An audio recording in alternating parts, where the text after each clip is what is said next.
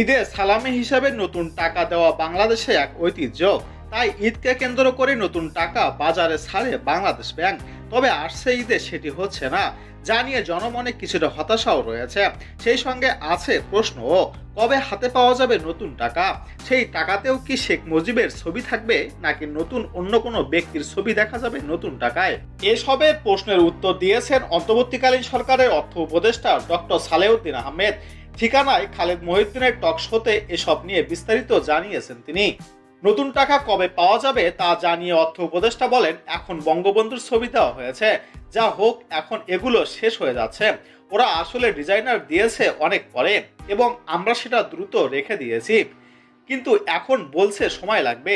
এসব নিয়ে কিন্তু প্রধান উপদেষ্টাও বেশ উষ্ণা প্রকাশ করেছেন।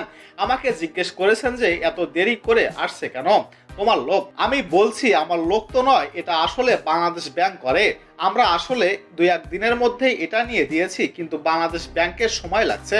বাংলাদেশ ব্যাংক জানিয়েছে এপ্রিল মাসের মধ্যে দিতে পারবে নতুন নোট।